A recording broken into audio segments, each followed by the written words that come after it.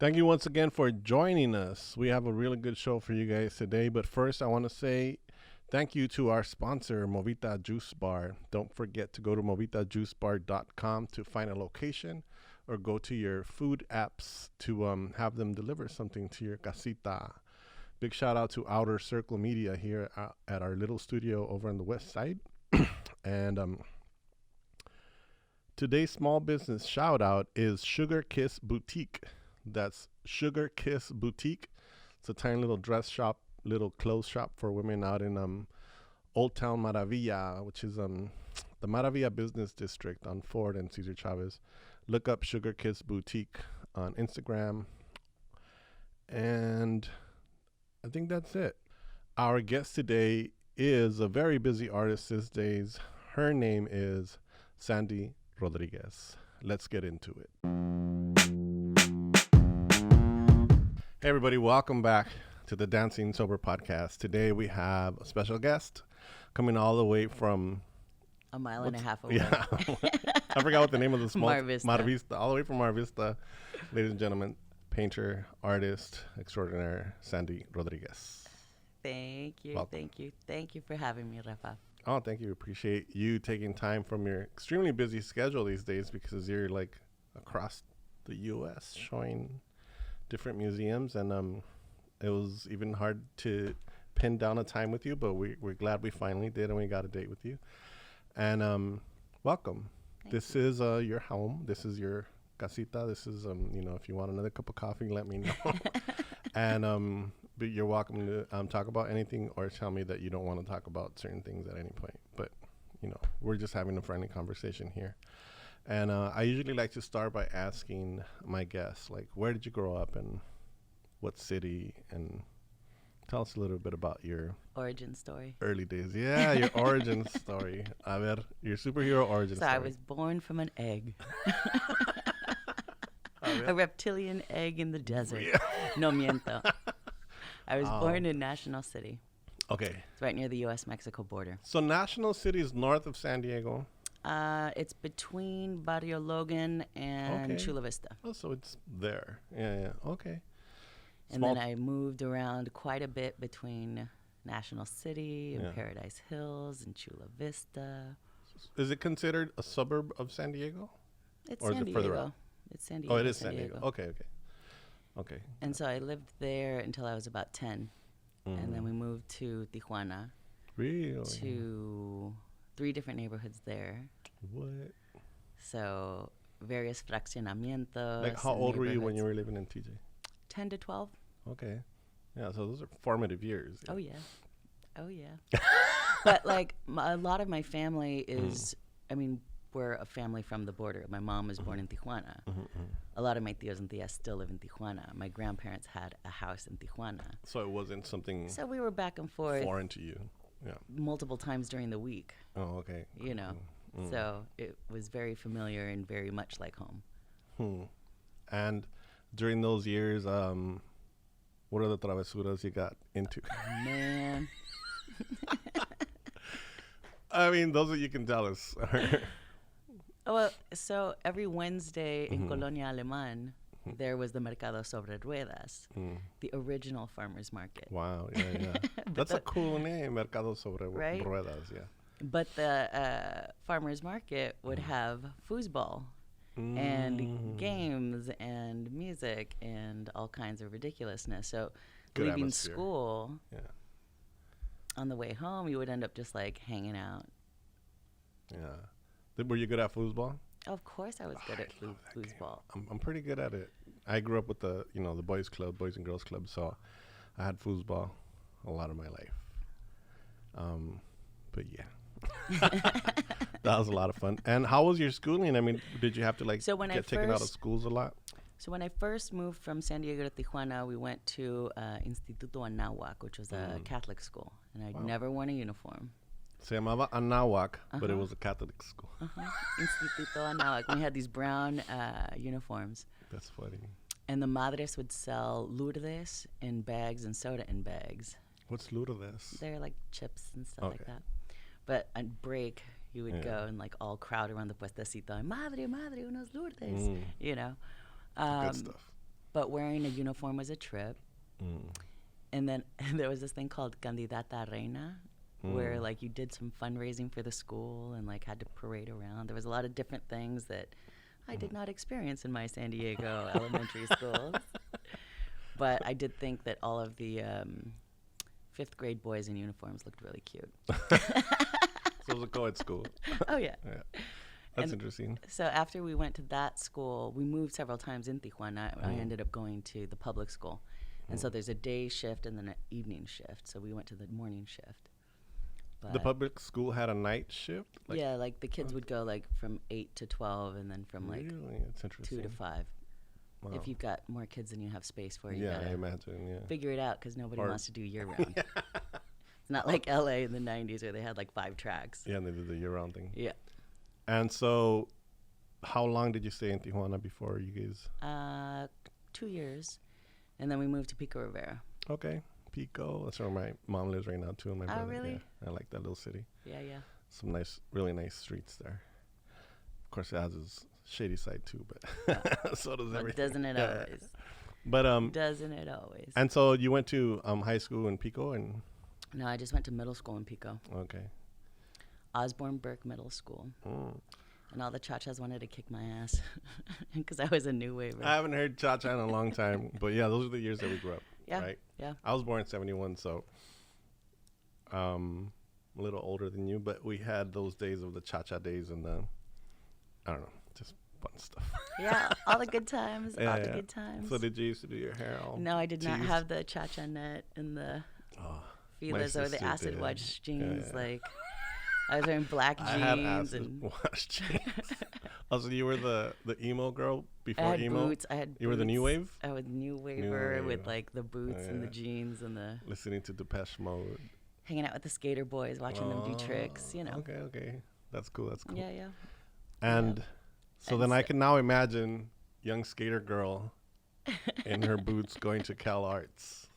Right? Is that where you went first? Yeah. Well, Yeah. I mean, in high school, I went to the LA County High School for the Arts for Oh, a you bit. did? Laxa, right? Mm-hmm. At Cal State. Yeah. That one. Oh, that's awesome. And so that was fun. Oh, dude, so many dope artists come out of there. Yeah. Like every time I hear somebody's, I'm like, oh, wow, I didn't know. Yeah. Such a cool thing.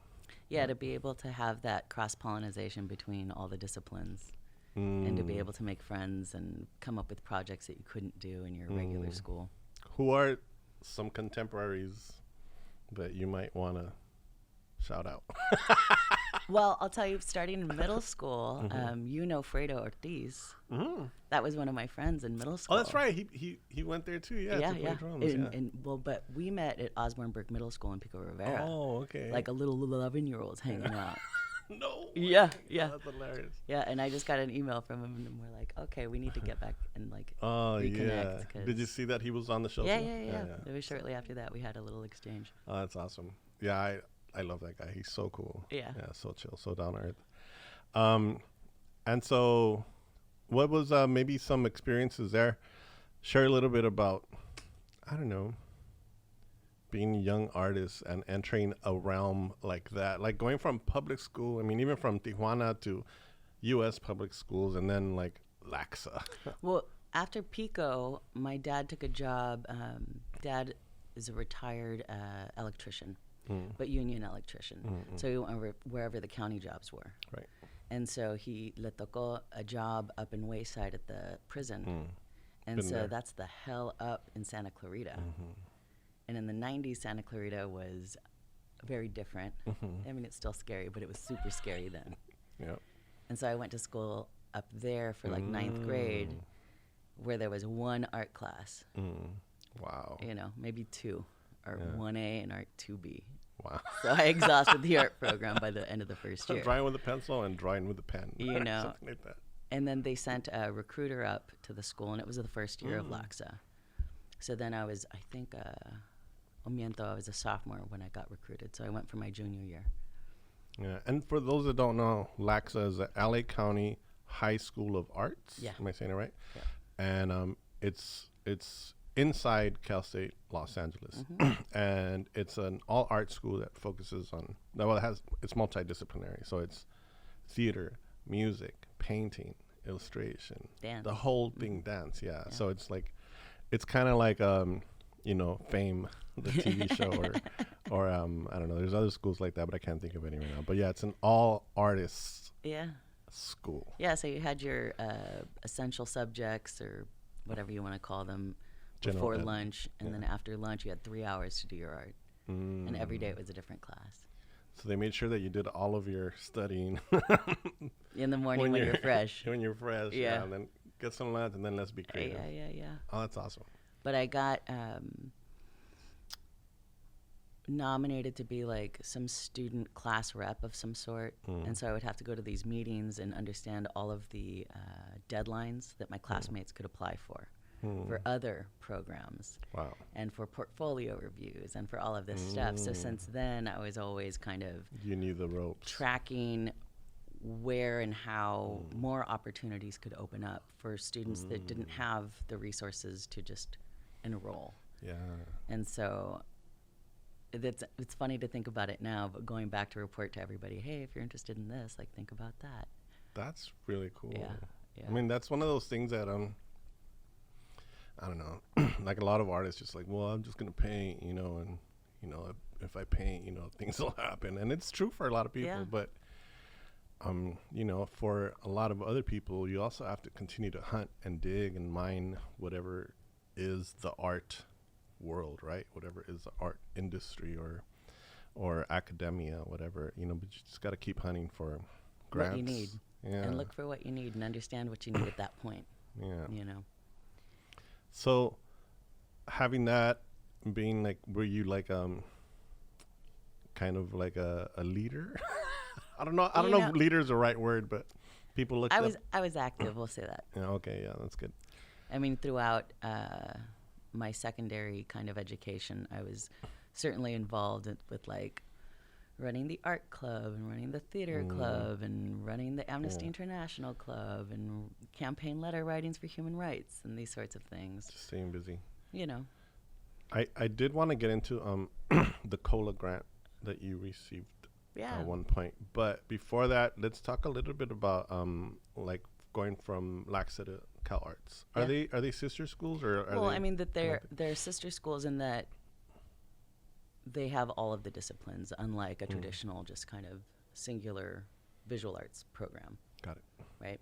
So there are people that I met at LACSA that continued on to Cal Arts with me, and so I've known those people all of this time and then still stay in touch. That's awesome. Yeah. And what was that atmosphere like? I've been to that campus once.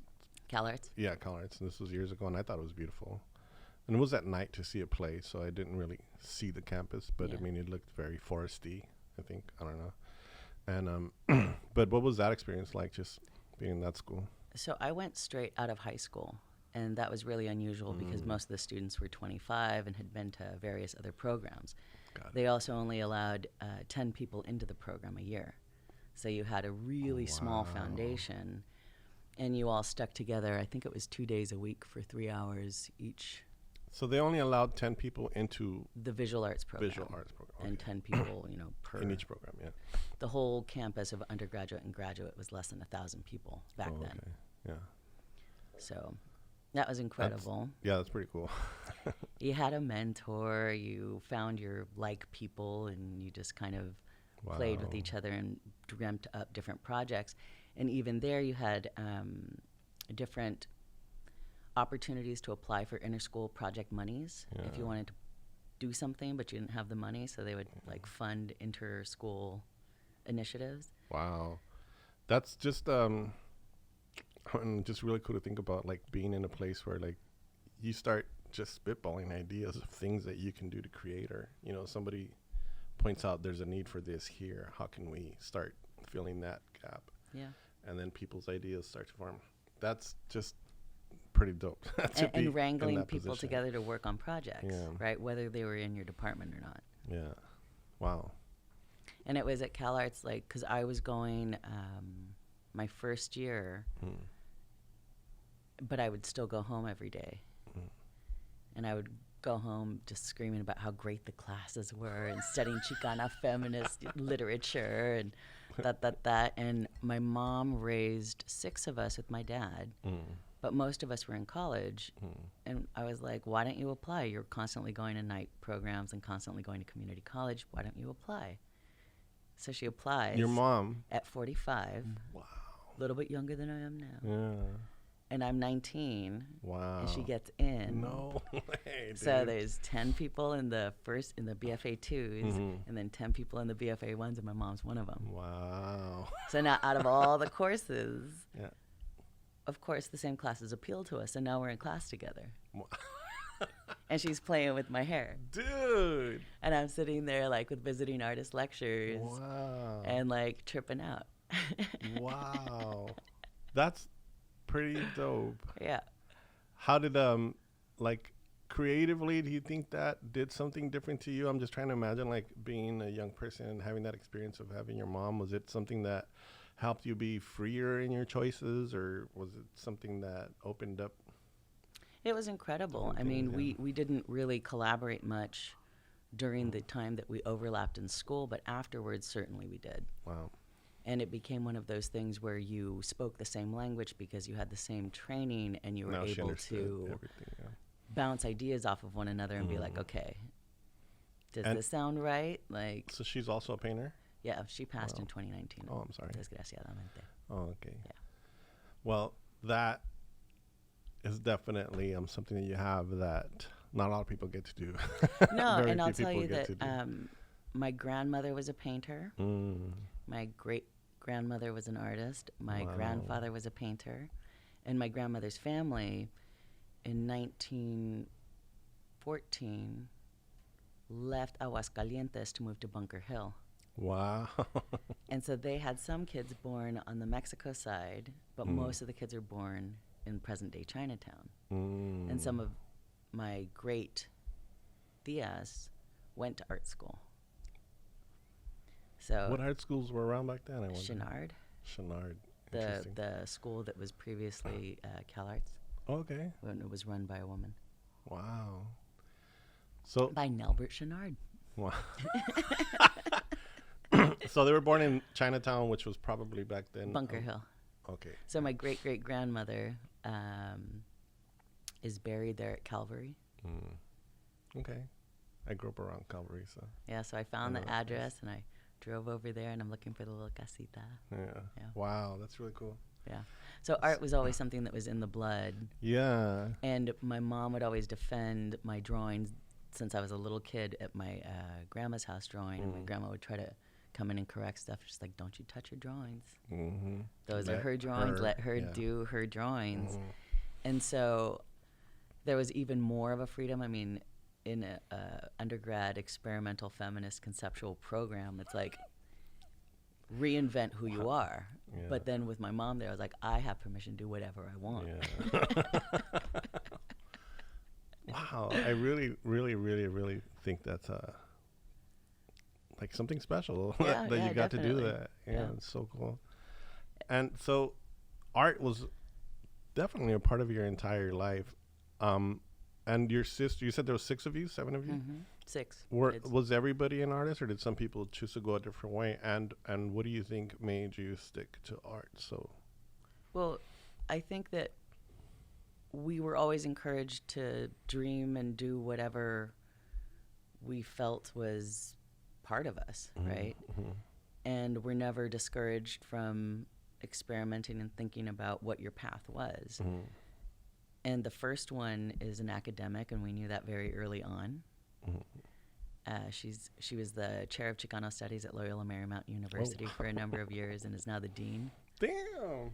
La otra. Look at your family doing big things. Elisa Rodriguez y Gibson. Shout out, Lisa.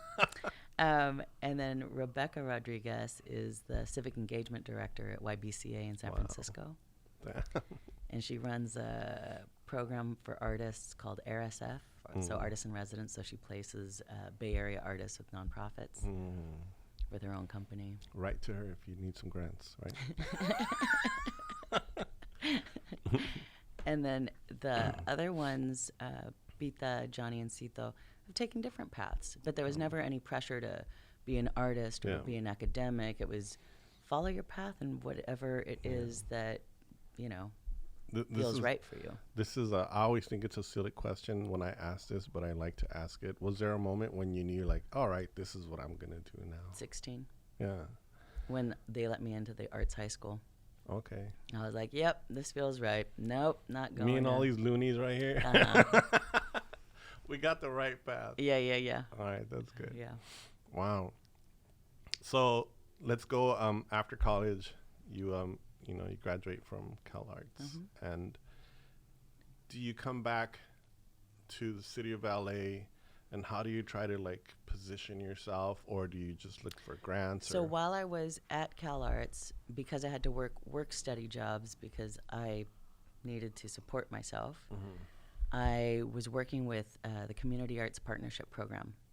And Glenna Avila did an extraordinary program of setting up a program where you took a bunch of classes in teaching and pedagogy and then partnered with community-based arts organizations throughout Los Angeles to go teach. And they have these programs everywhere, like Plaza La Raza and Boys and Girls Clubs and all over the city. So I was teaching while going to school. So upon my release from the Institute, we relocated to East Hollywood back then, which was very different in the late 90s. Yeah. And we got a big-ass studio with several people, and people all kind of moved to around the area. So everybody in that program was at CalArts that you're talking about? The CAP program? Yeah. Yeah, well, everybody who was teaching with the CAP program, and we would do all different kinds of projects, were placed in different partnerships. But because of that training and because of that work experience, I knew that when I graduated, I wanted to continue teaching. Got it. While making art. Yeah. Which started my 20-year career in arts education with community-based nonprofits like Cardenas and Side Street Projects, and then really thinking about working with museums. And so I started working with like MoCA and the Municipal Art Gallery teaching with like green hair and wide eyes. That's badass. That's so dope. I wish I had pictures of that to show right now. Taking the bus like 3.5 hours every day to go to 4 jobs. Yeah. You know. That's like an interesting time for, I think, a lot of artists that did do the art school, and then they come out, and then they're there's a few years of like, all right, I'm gonna teach because I need to teach to make money, and but I want to also start making my art, and I want to start making a name. Those years are always kind of, there's no real definition for a lot of artists, right? They're kind of like just doing this and doing that and maybe trying to make a name. How does what was your experience in like saying like, all right, I'm gonna now, or maybe they both exist, which is the world of being a teacher and the world of like making your name as an artist. I don't know, just something for young artists that are finishing school, like what would you say about that time after art school? So I'll tell you, where you're trying to like create. That time after art school where you're trying to find your footing and understand what feels right, what nourishes you creatively, what allows you the schedule and time to make your own work, what introduces you to new ideas that are exciting, what introduces you to new artists that you didn't have access to. While you're working with arts organizations and art collections, it's your job to learn the new work and artists. You meet these artists and you meet people who are interpreting this work. So understanding the ways in which there are as many different types of artists and cultural arts institutions where you can find that position that nourishes you and mentors you and helps you along through your path. You have an opportunity to reinvent yourself as many times as you're willing to put together a job application, right? That's beautiful. Wait, let me repeat that. You have as many opportunities to reinvent yourself as you have time to put together ganas to put together another application. Yeah, you can reinvent yourself. Basically, you can reinvent yourself every time that you fill out an application, if you choose to. Yeah, you can decide what department do I want to work in. How many hours do I want to work? Like, do I want to, work with just one organization, or if there's a full-time position? Yeah. But more times than not, yeah. For the first 7 years, I was working at 4 institutions simultaneously. because there was no full time. And balancing your schedule. Yeah. You know. Yeah, that's a tough part. But I just sorry, I got stuck on the idea of reinventing yourself, because it's something that I've been doing since high school myself, just continually doing something different and finding something different and finding a different group to work with and finding a different thing that fulfills me too. I'm not just trying to fill spots. I want to also like feel like I'm doing something, right? Yeah. And I want to feel good about it. And so that whole idea is what kind of took me into a different thing. But yes, back to that.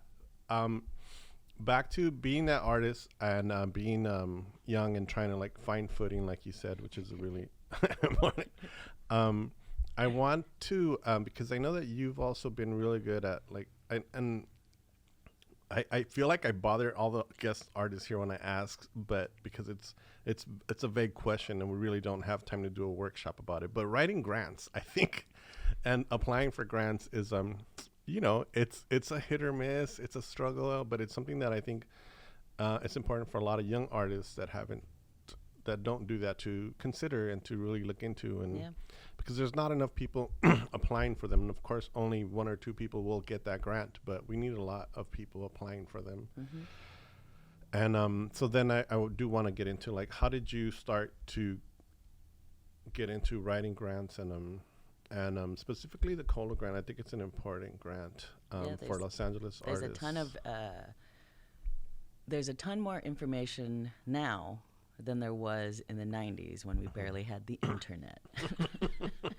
We had books. I remember going to my first workshop. We had libraries and books to look up when things were due and what foundations, and we faxed things back in the day, I could imagine. I will tell you, with the amount of information and the organizations that put listings every quarter of things to apply to, that are fee, no fee, local, national, international. Take a few, take 30 minutes, take an hour a week to scan those. If there's something that appeals to you, put it in a document. Then look at your calendar and apply for one each quarter. But don't wait till the last minute. And don't think that you can write something overnight. The shit takes weeks, 6 weeks, or 3 months. You can write something overnight, but you're not going to get it. Suck. And you're not going to get it, and you're going to hate yourself and shoot yourself in the foot. And I speak from experience. And we all get the rejection letters on the regular, and they don't feel good. No. So do yourself a favor and schedule 6 weeks to 3 months to write your damn application, and make sure you have people from outside your circle that help review it. And be like, am I just talking to myself in circles? Or is this clear to anybody? And get notes, get feedback. Yeah. It's important to have that person. I have a couple of people that I send my stuff to look at, and you also get it back with all the red marks. You're like, damn, but that's great. It's really important that you do that. The worst part is to get it back. Oh, that's great. Yeah, because you think I need the red you know marks. exactly what you're doing and you explain it, but you forget that the other person on the other side doesn't see everything that you do. So that second person will tell you, say, this is not clear. Maybe point this out, or maybe, or they might have an insight to what you should say about a certain topic. Anyways, it's really good to have a second person. And a schedule where you have time to review it, write it. And it helps if you have friends that you're like, okay, this thing appeals to several of us. Let's all throw our hats in. And help each other. Because if you provide that for your friends, they will provide that for you. Exactly, yeah. So, tell us a little about the COLA grant. What does it stand for again? So, City of Los Angeles Award. So it's the Master Artist Fellowship for DCA, the Department of Cultural Affairs. And when I was just released from the Institute and I took my jobs, I was working at MoCA, I was working at Cardenas, the Central American Resource Center in MacArthur Park. I was also working at the Municipal Art Gallery. It was my first job as a gallery attendant. And I was working then under the curator. Is that the one at Barnsdall? Okay. I was working under the curator, Noel Corton. And his philosophy towards gallery education was to not have a badge, not to have an official lanyard, just to walk up to people in the galleries and be like, so what do you think? But I was 19 and people thought I was hitting on them.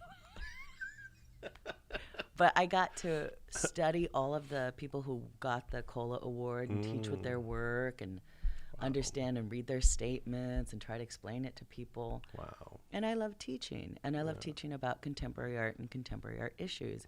So it allowed me to really practice how to engage a wide swath of people around an object, you know.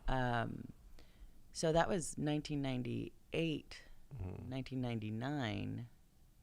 And then fast forward 20 years, and I'd already applied for the COLA once, got the rejection letter, applied for COLA twice, got the thank you so much, you were close, you got the Trailblazers Award. Applied the third time, and I took my time, and I reviewed the last ones, and I had people read it for days and days and days. Yeah. So it depends on who's on the selection committee. It depends on how closely you read the questions. It depends on, did you revise your application from the year before? Yeah, and they remember that too. That's another thing that I learned is like, you apply once, you might not get it, but they'll remember you the next year. And you can ask for feedback. Where did I fall short? What questions were missing, or what information can I fine tune for the next time? Yeah. And every time you submit an application, sometimes they're like, we will not give you notes. Like, just see ya. And you're like, fine. But more times than not, you can make an appointment, and a lot of places now will actually, with the rejection letter, say schedule a follow-up right at the bottom of the email, and you're like, okay. Yeah. And sometimes it's helpful feedback, and sometimes it's a little more vague. Yeah. But you take it. You take it and keep a file. Keep a file of that stuff. You know. I like what you said about I mean, the fact that you were there reading all these artist statements and then having to explain them to people reminds me of like how you learn through teaching. Exactly. And so maybe for young artists out there that want to learn some of that, just look up some artist statements and try to explain them to your friends.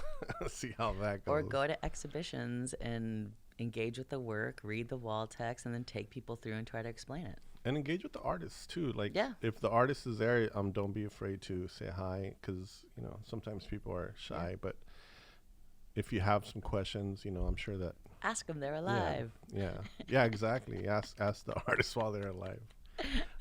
I want to get into a little bit about. I mean, we could talk about grants for a long time because I know you have a lot of experience with that. But I want to go back a little bit and try to follow your trajectory of like your medium and what you use in your paints. And I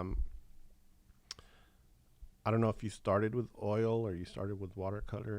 So because I'm 3 generations painter, and oil paint was all over my house, my grandmother's house, and it just smelled like Jamar varnish and linseed oil, and you know, and the good brushes were here, the sable brushes were here, like it was the materials and tools. And my mom, whenever she was doing any art project, be it sculpture or painting, always had a little table for us with our own materials, so we kept our little mittens off of her stuff. So early on, when I started painting, you know, 16, when I started going to Loxa and getting my own like canvas, I was working in oil and I was working in acrylic and experimenting with all of the materials. There was actually a class at Loxa called Materials Exploration that went through every material to figure out feel for everything, what feels right for you. When I was when I was studying at Cal Arts, it was, okay, so you have all of these different materials and different approaches to contemporary art and conceptual art. What form best communicates your idea? Maybe it's not painting, maybe it's performance, maybe it's video, maybe it's installation, maybe it's a combination of all of it. But I always painted, even when painting was a bad word in the 90s. And I was painting in oil and acrylic. But I became really focused on oil painting in the late 90s after graduation and moving through. And all my work was in oil on canvas until like 2014, 2016, 2014, I started doing a lot more watercolors. And some of your more popular works back then were the watercolors or was it the oils? The fire paintings. Yeah. Fire paintings, views of Los Angeles on fire. Yeah. It's beautiful Views work, of Los Angeles prisons. You know, Calavera copter mobiles. Oh, which reminds me, I have a present for you. Okay. Dun, dun, dun, dun, Dun, dun, dun, dun, dun. You ready? Yeah, Close your yeah, eyes, yeah. put your hands. Aquí está uno. I'm cheating. Oh, shoot. Hold on. Oh, Oh. don't, no cheating. Okay. Okay, here's one. Got it. Gung, gung, Oh, wow. gung. Speaking of Calavera Dude, it's copters. the perfect colors too. These are the only colors I like to wear. So those are the 2021 Calavera copters, And which are based on the... for the youth that don't know.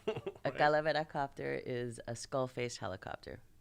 No, I mean, is it a reference to the malathion? No, so these are based on the Immigration Customs Border Enforcement UH Sikorsky Right. air vehicles that are chasing and hunting residents and our neighbors. So the ones from the early 2000s that I painted and that I had as mobiles over big paintings of Yeah. Metro Detention Center and this and that were based on LAPD copters. Oh, okay. So got that's an image that's been reoccurring in my work for 23 years now. it. Yeah. I always thought it was a malathion thing, but so it's LAPD, and now it's because of the ICE. new work with the maps and the it's And the it goes ICE. back and forth because if you go by the LACMA exhibition, you'll see both the immigration copters and the LAPD copters in that one. Yeah. Because you can't make paintings about LA without the ever-watching eye of the good old man, right? Oh, I live just on the other side of the river, right by where the LAPD choppers always land. So I get them going up, going down, just all day, every And it's day. so fun when you're doing audio recording. You got the mic on, and everyone's like, "What is happening outside?" And we get the military ones too that just thunder through. Yeah. So going back to the painting and using the watercolors, when was it that you started to make your own paints? And So for 14 years, I was working at the Getty Museum. And I studied the development of painting materials, the methods and materials of painting over many, many, many cultures and, well, not many, but Western European cultures and many centuries. So I did a lot of teaching with medieval techniques for preparing paint and then really thinking about the materials of paint. In 2014, 2015, I got a residency with Art and Practice, which is the foundation in Leimert Park that Mark Bradford founded with Eileen Harris Norton and Alan DeCastro. And so I had my first dedicated painting studio that I didn't live in. So after work, 6 o'clock, I'd be like busting through traffic to get to the studio to paint for 2 to 3 hours a night. And I was working in watercolor and I was working in oil simultaneously. And I was working in watercolor because I was teaching a walking watercolor workshop for transitional age foster youth. And we would walk around Leimert Park on a That's Saturday, badass. just like painting whatever inspired us, and came back to discuss it. And we just had this walking watercolor club. It was at that time that I had taken a trip to Oaxaca with my sister and my parents. And we were in a little bookstore, and I saw a little bottle of cochinilla, which is this red pigment that comes from that particular southernmost region that was in all of the European paintings from the 16th to 18th century, but is a product of Mexico. And I came back with this little bottle, and I started mixing my own paint. And I painted several paintings that were just red grounds, like just completely red. And normally painters work on a white canvas or a toned canvas, but I'd never worked on a red canvas. And this was at the time that the 43 college students were kidnapped and disappeared in Ayotzinapa. So you saw a lot of protests and firebombing of the National Palace and overturned vehicles. And so it made sense to paint this story on top of this ground. And it was at that moment that I realized that the material could add a depth of meaning and layer to these particular narratives of this particular region from this perspective. And so it was then that I started really phasing out the oil painting and processing a lot of my own watercolors while simultaneously studying native plants that produced color. What a process. It's really interesting how something comes to you, you know, walking in a shop, you find the color, but you bring the color home, and then it makes all these connections and everything comes together, seemingly out of nowhere. Well, I'd been teaching the history of color. Yeah. Through working with the museum programs to get people engaged with the collection that might not appeal to them in terms of content, but in terms of material. So I could tell you kind of when and how certain colors were synthesized and invented, and were experiments. Like there's a Prussian blue that was accidentally invented, and you know. Wow. So you were already like a color nerd, we could say. Oh yeah, for sure. Because you know, Grandma had her color recipes for flesh or for landscapes, and these are guarded secrets that were so like your passed whole on. life. Oh yeah, That's badass. yeah. So like the importance of understanding what color is going to eat the other color. Yeah. What colors can you actually mix? Yeah.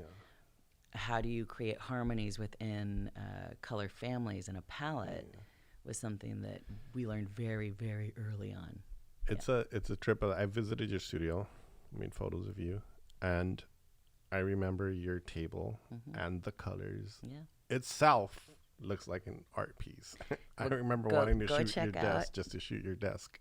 Go check out the Huntington exhibition. Yes.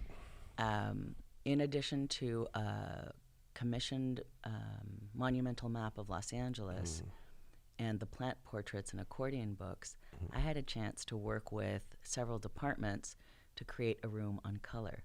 So what you saw on my desk is now an entire interpretive gallery that has the metate and the test tubes and the mulling plates and all of the text. I researched it very thoroughly for many, many months with linguists and historians and contemporary language councils to make sure that the language describing color was in Tongva, in Spanish, in English, in Latin when necessary, to demonstrate that colors of the Americas have a very, very rich and potent history. But it looks like a little candy shop. This is a show called Borderlands at Huntington Library. I have been to LACMA to see Mishpatli, but I have not seen Borderlands, which I'm sure I will soon. Yeah, so at the present moment, there are 5 museum exhibitions, 2 here in Los Angeles, 2 in Denver, 1 in Texas, with 55 objects created recently, and the majority over the past 2 years of pandemic. I think it's really interesting how, like, you think something comes from like nowhere, like, you know, I have read before when you talk about your story about finding that color and all that, and people are like, oh, she found the color, then she made all this, but you have this immense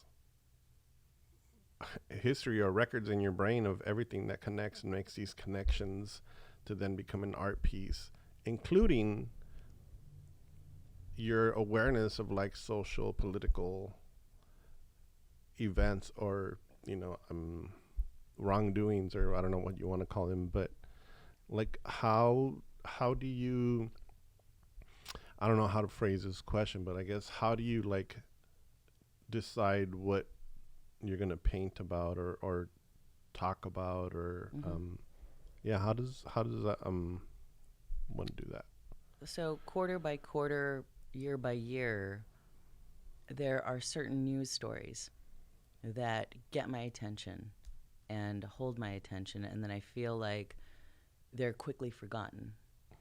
And in order to keep the conversation and focus on some of the more challenging news stories, that I want to understand and be able to create an object that addresses some of these issues, but also interrogates how the fuck we got there.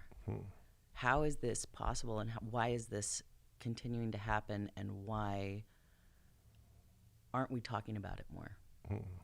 So in the case of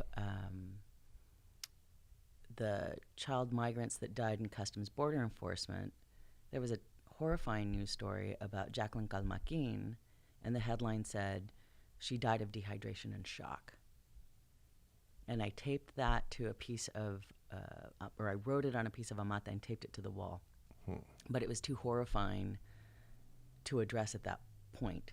I knew I was going to get to it, but I had to go and kind of sit with this and monitor the other stories as they arose throughout a year and do field study along the U.S.-Mexico border near the sites where these atrocities took place.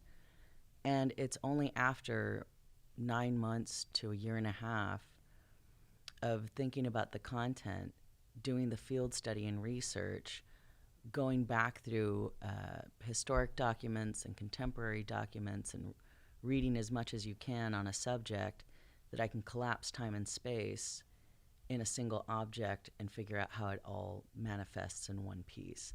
So it's a combination of news media, history, art history, anthropology, conservation, and what materials are going to add that layer of meaning and symbolically stand in for ideas. Yeah. In a sense, it's maybe is like creating an infographic, I guess. So it's a visual narrative that is meant to be performed. It's meant to be taught. It's meant to be interpreted by the people who are in the space with it, making meaning, reading the visual narrative. Yeah. Wow. Like the traditional codices that had no writing but were all logographic or representational. So getting into that, what is it? Codex Rodriguez-Mondragón. I always say the wrong one. Mondragón. Getting into that, what I just want to try to figure out, or maybe you don't have an answer, or maybe you do. From painting these fires that were burning, intense images of palm trees on fire and things that you painted, to then now these things are intense as well, but it's more it's a map on the amate on the amate paper, and it's a different style, but it still has an intensity and it has a seriousness, and it's full of information. And if you stop and look at the little details, you walk away with a heaviness. Looking at these maps that are wall-sized paintings. I just want to know if you can explain how did that transition happen from doing that? Was it something that just came natural, and did it happen also because of the materials that were also changing at the same time, the tools? So if you look at a lot of my earlier paintings, they're landscapes, and they're meditations on Southern California and Los Angeles. And there was a codified way I was trying to communicate. But when I decided to create the series Codex Rodriguez-Mondragón, it was an opportunity to think about landscape in a different way, and to create these vertical maps of California and to plot all of the different areas throughout California using the colors that I had collected in those different places to tell the story of color. But then it was layered with that story of immigration and really playing with kind of that collapsing of time. In some of the earlier maps, because I didn't know how to paint on amate, I'd been working in oil or in watercolor on traditional supports like cotton rag watercolor paper or primed canvas. Amate is a very different paper because it is a sacred ceremonial and once outlawed paper, but it's prepared very differently than any other papers that I'd worked on, in that it is the external bark that's hand processed off the tree, that's boiled with a lye solution, that's the waste from making nixtamal, and then it's a very soft fiber that's then knit together with volcanic rocks and then put to just dry in the sun. So when you paint any little mark on it, it goes all the way into the fiber, and you can't blend it. You can't go over it.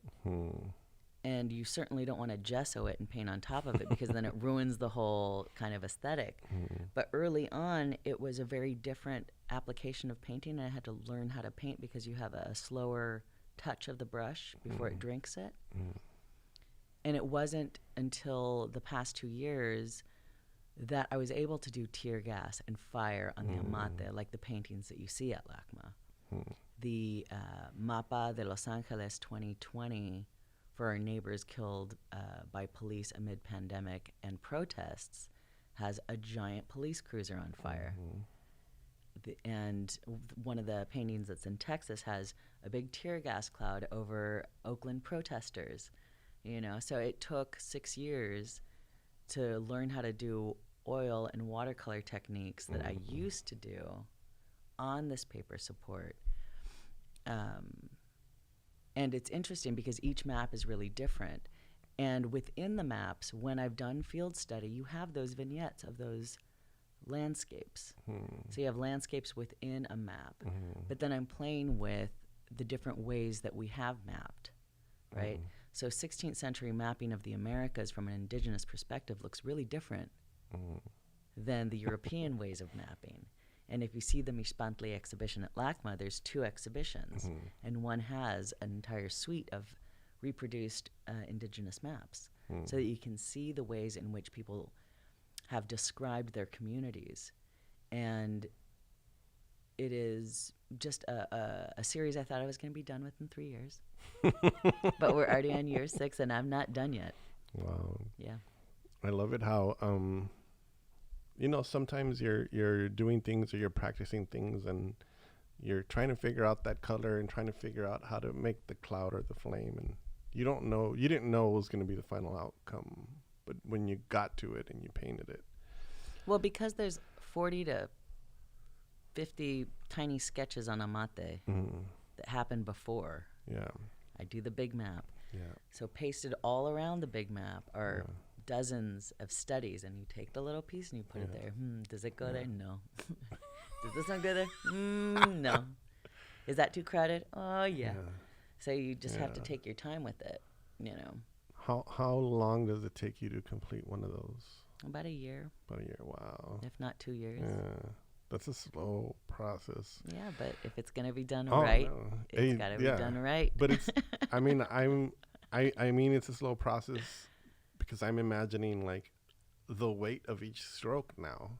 Like by the time you come to the canvas and you have the idea and you've finally decided and you're going to put this here, that piece is really important. That paint is really important. Oh, yeah. That choice is really important. And did I important. mix enough paint so that I can get that whole area? Yeah. Because if I have to mix it twice and it's not the same color, it's going to look all jacked you're up. going to see the difference. Yeah. Wow, that's intense. Yeah. That's really, so really that's cool. why there's like recipe books with, it took me 2 parts this, 1 part this. This was the measurement. Yeah. And by the time I finished the Chicano Batman song, like it was the proper mixture. So if you go to the Huntington, you look in the case, you'll see that the amount of time of mulling the color are songs. And I wrote the song titles. That's badass. I got to go see that. Shout out to Chicano Batman. That's so good. I was going to finish that with a thought, but again, I lost my thought. We are running out of time. Okay. And I really appreciate you coming here and you sharing with us all these stories and this information. You can also YouTube Sandy Rodriguez, and you will find a lot of videos where you do the presentation on how the paper is made and how you mix your paints and all that really good stuff. And my website was just updated, so all of my talks and videos are right there on the front for you to just kick off your shoes and hear a little bit more about the series of work. Relax. I also have one more present for you. What? Close your eyes and put out your hands. All right. Wow, this is fun. Oh, yeah. This is the book, El Codex Rodriguez-Mondragón. I did see this once before at the print shop. You did? Yeah. I saw it. You saw it when it was in the proof period? No, it was after you had already picked them up. But I went to the print shop, and you saw my coloring book? Oh no! This is hot off book. The presses. I thought this was something my else. first coloring book. I thought it was your catalog. No. Oh, each year I self-publish. You can't see it, but this is a coloring book. Wow, really cool. And this is on the occasion of my solo exhibition in Texas called Sandy Rodriguez in Isolation. Oh, look at this. And I got the idea because I started doing or having my intern do line drawings of the studies that I did so I could figure out where they belonged on the map and if they were going to go there. And I was like, you know what? We have enough to do a coloring book. Let's do a coloring book. So shout out to Kira Layton. She did an amazing job doing the illustrations based on my drawings. And shout out to Rainbow Underhill, who did the graphic design on it. So these all go in a set with the other catalog, so that's why the color and the cover looks similar. But in the very back page, you have a recipe book. To make color out of stuff from your kitchen, like with onion skins or black beans. Wow. And test out your colors so that you can make your own wow DIY color and paint in your coloring book. I'm going to be posting these on Instagram. Yes. I'm going to definitely try There's a blank page on each side so that if you soak the paper, it doesn't matter. But I was recently out with a friend who has a little one. Yeah. And he was like, oh, blank page. I said, yeah, you can draw and mingle with my artwork. So there's a picture of a self-portrait. And one of my favorite artists, Khalees, he's like 4. There's a self-portrait that's got like a mountain landscape in there. But anyway, he put these little calaveras like peeking over the mountain. And then like there's an image of Chicanita protesters. And so he put a little calavera with a protest sign. I was like, oh yeah. So I love, so there was like tombstones and calaveras coming out from that one. I love it. But definitely. Follow my stories on Instagram if you want to see my progress on the coloring book. And those will be available on my website shortly. Thank you so much. Say your website. StudioSandyRodriguez.com. StudioSandyRodriguez.com. And your Instagram is? Studio.SandyRodriguez. Studio.SandyRodriguez. And we end this podcast always with a question that I ask all the guests. And we ask, or if you can, answer this in one sentence, but you don't have to. And it's a vague question, so your answer can be vague or not. And, thinking of all these years of all of your work and everything that you've done and how you continue to, have drive and you continue to work and you continue to put things out and you continue to advance everything that you do and your artwork. The question is, Sandy Rodriguez, how do you do it? Con mucho cuidado. Con mucho cuidado. There it is. Thank you, everybody. Thank you, Sandy Rodriguez. Thank you so much. And we'll see you next week.